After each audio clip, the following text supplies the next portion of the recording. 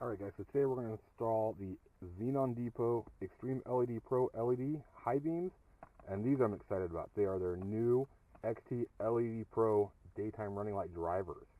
What these will do is they will keep the daytime running lights running at I believe about 15% instead of full power with none to minimal flicker. So we're going to pull down into the shop and get started on this install.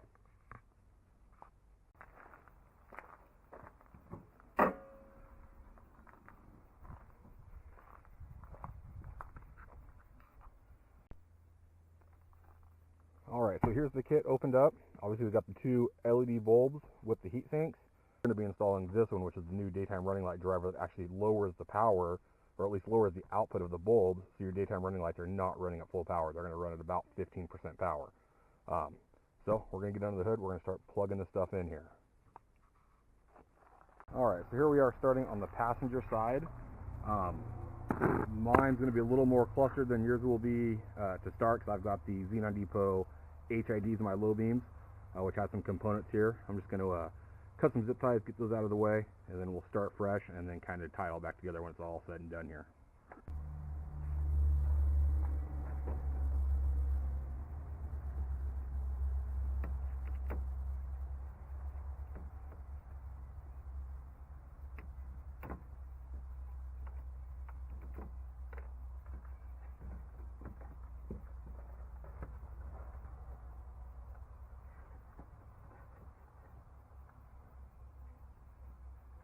Alright, so pretty simple. Take your headlight high beam, it twists out. Passenger side actually comes out counterclockwise. And there's the bulb, all there is to it. Unplug the factory harness. And it's out. Ready for the LED to go in.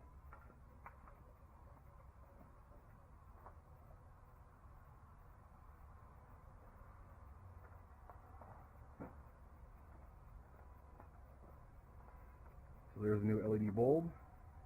Pretty simple. Twist right in just like a factory bulb. One thing about these XenonDepots is you can clock the LEDs as far as twisting. This is the way it's mounted. I don't think we're going to need to do that. I've read that most people haven't, so we're going to leave them alone for now and just run them, see what it does.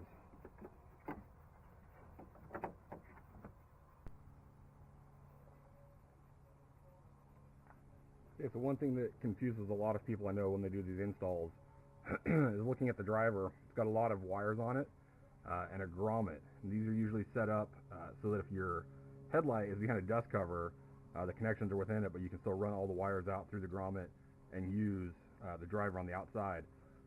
Since on the 4Runners, the high beam is actually not behind a dust cover, we're just going to actually cut this grommet and get rid of this extra little harness. Just cleans it up a little bit, simplifies it. It's stuff that we don't really need in this application, but it is cool that it's installed, because on the low beams, on the 4Runner, you do need that, and on vehicles that have the headlights or the bulbs behind dust covers. So just going to cut that off with a pair of cutters real quick and pull that extra harness off of there.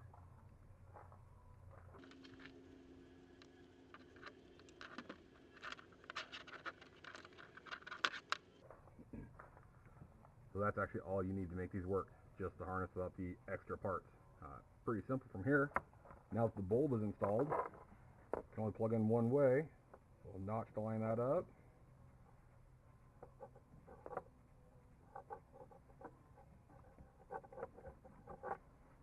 Bit of a retaining nut to keep that connection from coming undone on the trail.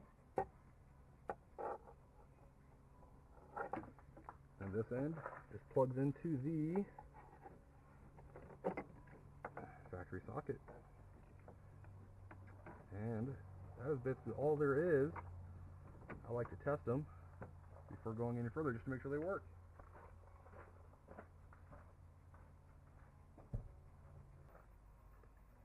Alright everyone, so here's a quick lesson that could save you on some hassles. Plugged it in, turned it on, no high beams. Thought, okay, let's double check wiring, and then I recalled that I'd seen on another YouTube video a while back installing these a similar set of headlights, was that there is some discrepancies on the polarity on these 4Runners. I don't know why, I don't know how come. They'd actually had to do a little cutting and just kind of switching the positive and negative wires. So I figured, well, let's try it. So I pulled apart the plug, the regular factory plug, and notice they actually have notches, and it is set up so that you can just simply plug it in the other way.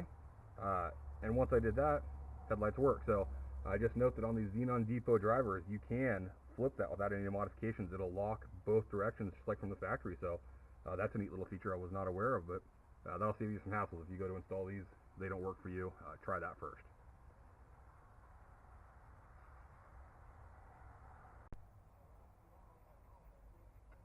Okay, well, passenger side's in. You can see ballast, everything's not buttoned up just yet. I haven't fanned out the fins, but it's installed. Just to show you, they are working. Again, I got HIDs and the low beams, they're pretty bright. Hard to gauge, you know, brightness or anything obviously from this video, but that just shows you they're working. I'll show you the halogen driver side still. You can definitely see the color difference. So, nonetheless, it works. I'll do some daytime running light tests and videos later when it gets darker, but I'm going to get this all buttoned up, do the driver side, and be good to go.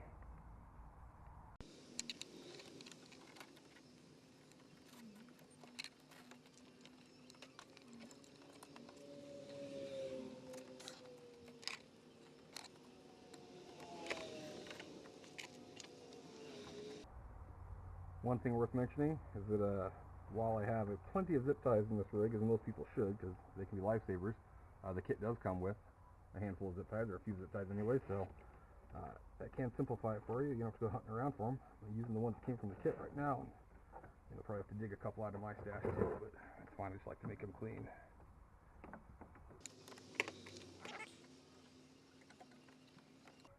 There it is. That is the passenger side. All ready to go. See if I can get down in here for you.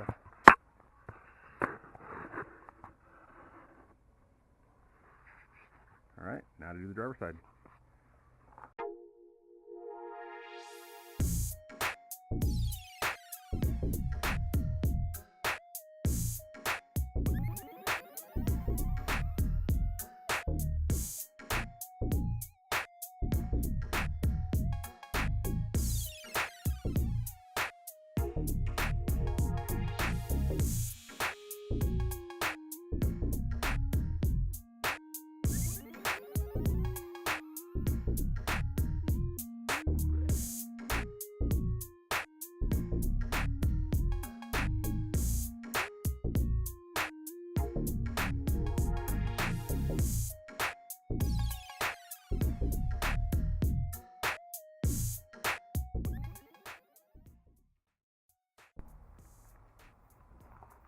Alright, pretty simple. Install's done. This is the extra harnesses, or the extra wiring off those harnesses that we don't need. And one thing I like to do is I like to take the factory bulbs, even though I'll probably never use them again. I'll put them in a little container and keep them either in the shop or one in the rig, just as an emergency backup. I've had pretty good luck with these types of headlight upgrades, but it's nice to have one on hand just in case something fails. That way you can keep going without any problems. So I'll put those someplace safe. And you can see that was an unrelated tool. The only thing I use was that for cleaning up the zip ties. So this is a very, very simple install. I think we've been at it for 20 minutes or so, and it's done. So I'm going to get it buttoned up, and then we'll do some other videos to show you what it looks like here shortly. Something worth mentioning, kit was obviously complete, came with everything including the zip ties. Also comes with the little Allen wrench, and it looks like a couple new set screws in case you do need to clock those bulbs. So you don't got to go hunting for an Allen wrench. Of course, instructions, I did glance through them.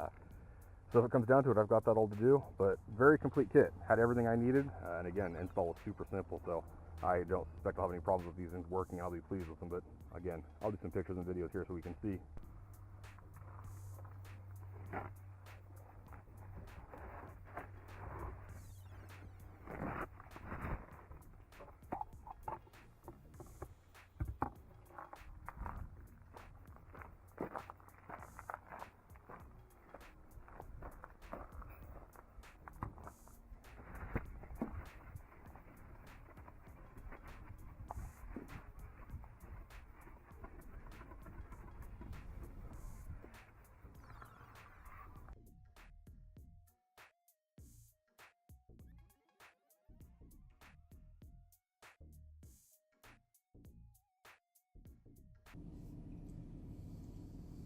Alright, I don't know how well this is going to show up, but figured we'd give this a try.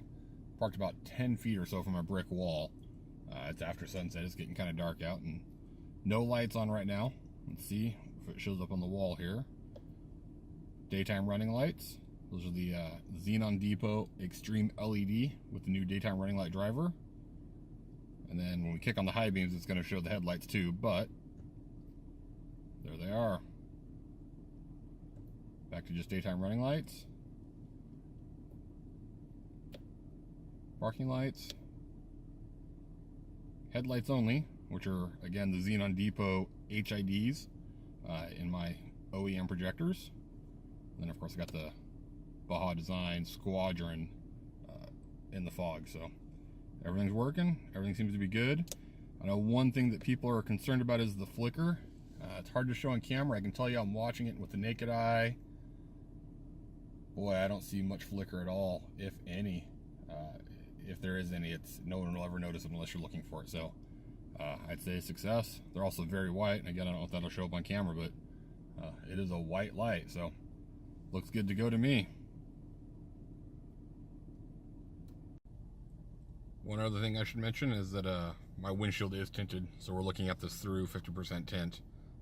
Not the top or the bottom of the windshield, but the whole windshield is tinted, so that hinders a little bit, but again, just to tell you, I don't know how much it's going to make a difference on camera. That is through a tinted windshield, so still looks good.